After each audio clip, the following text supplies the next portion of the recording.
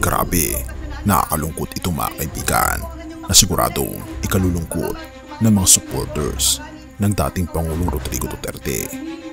Dahil former President Duterte lagot na, nakakatakot na ang ginagawa ng ICC. Halika, atin itong pag-usapan mga kaibigan. Kinilala ng Pre-Trial Chamber 1 ng International Criminal Court o ICC ang documentation na isinumite ng registry para kumpirmahin ang pagkakakilala ng mga umano'y biktima ng war on drugs si dating Pangulong Rodrigo Duterte.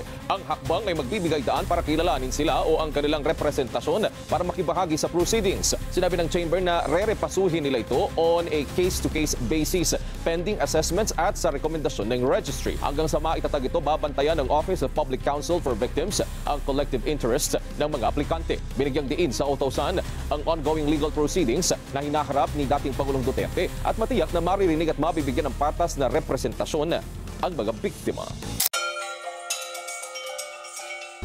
Bago natin ipagpatuloy kaibigan, siya nga pala ang Great Controversy na isa sa mga pinaka-kontrobersyal na libro dahil tumutukoy ito sa mga propesiya sa libro ng Daniel at Revelation na nagaganap na sa panahon natin ngayon. Bago ang pagdating ng ating Panginoong Diyos ay pinamimigay na namin ng libre sa pamamagitan ng PDF. At ito ay nasa limited lamang na panahon. Kaya i-click mo sa description sa baba upang ma-avail mo kaibigan ang napaka-importanteng libro ito na magbubukas sa iyo sa mas maliwanag mong hinaharap. Purihin ang ating Panginoong Diyos at tayo magpatuloy. Lagot na si Duterte. Nakakatakot ang ginawang hakbang ng ICC. Ano nga ba ito? Akala mo tapos na ang lahat na parang usok lang na naglaho ang issue na gaya ng ibang mga balita. Maingay lang sa umpisa, tapos tahimik na. Pero teka, may bagong galaw. Tahimik pero nakakatakot. At ang tanong ngayon, lagot na ba talaga si Duterte? Hindi pa ito ang pinakamasakit na parte, pero simulan na natin sa pinakasimpleng tanong. Bakit ngayon ito nangyayari? Ang International Criminal Court sa wakas tinanggap na ang dokumento para kilalanin ang mga biktima ng tinuguriang war on drugs ng dating Pangulong Rodrigo Duterte. Hindi ito simpleng pagtanggap lang ng papel, ito ang simula ng pagbigat ng kaso. Pero hindi ba dito natatapos ang laban? Mas lumalalim pa. Pumasok ang takot, tahimik, sistematikong galaw. Habang patuloy ang legal team ni Duterte sa pagtutol, sinabi ng ICC na kahit yung mga declaration lang ng biktima na may dalawang testigo, papansinin na nila. Ibig sabihin, hindi mo na kailangan may birth certificate o ID, basta't may testimonya ng dalawa, sapat na para silipin. Therefore, kung iniisip ng kampo ni Duterte na mahadlagan nila ang mga biktima sa simpleng kulang na papeles, mukhang hindi ito ubra. Pero teka, hindi pa to ang pinakamasaklap. May mas matalim pa sa balita. Pinayagan na ng korte ang pagkakaroon ng common legal representation para sa mga biktima. Ibig sabihin, hindi lang isa, hindi lang lima. Isang kolektibong boses ng mga ina, anak at mga naulila sa digmaang ito na sabay-sabay magsasalita. Pero hindi pa agad sila makakakyat sa entablado ng ICC. Kailangan muna nilang ayusin ang legal na representation. Habang hindi pa sila pinapayagang magsalita, ang Office of Public Counsel for Victims ang magpoprotekta sa kanila. Kaya hindi lang ito basta kaso, ito ay tinig ng libu-libong pamilya, binubuo pa lang pero palapit na sa pagsabog. Ayun, saan nga ba ang dating Pangulo? Nandun siya ngayon sa The Hague, Netherlands, hindi bilang dating Pangulo, kundi bilang isang akusado ng crimes against humanity. Nakakatakot para sa ilan, oo, para sa iba, ito'y inaasam-asam na katarungan. Pero bakit nila wala pa ring linaw kung sabay huhusgahan ng buo? Dahil mabagal ang proseso ng hustisya. Therefore, bawat kilos ng ICC ay isang tahimik pero mabigat na tagok, parang pasabog na hindi mo naririnig hanggang sa bigla ka na lang, bang, matatamaan. At ang mga patay ba'y makakapagsalita? Hindi na, pero ang kanilang naiwan, unti-unting binibigyan ng pagkakataong marinig. Ilang taon na rin ang lumipas mula nang umalingaw ang putok ng kampanyang ito.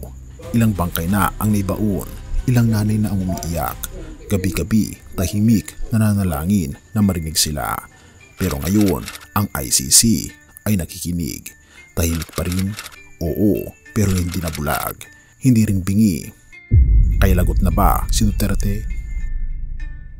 Hindi pa, pero kung may takot man ngayon sa kanyang dibdib, hindi ito sa kulungan, hindi rin sa mga korte, kundi sa unti-unting pagbubuo ng boses ng mga biktima.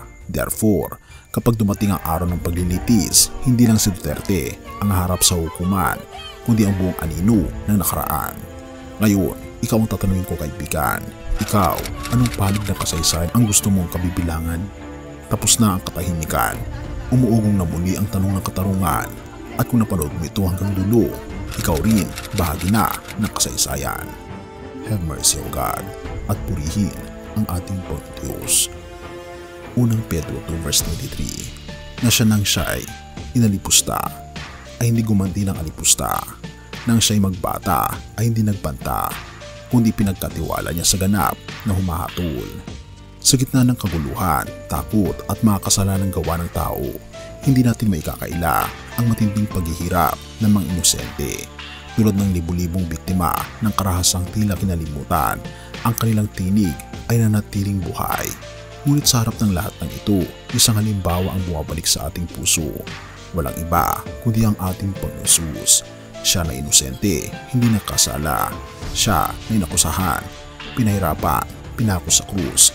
Hindi sumigaw ng paghihiganti, hindi siya gumanti, hindi siya nagbanta.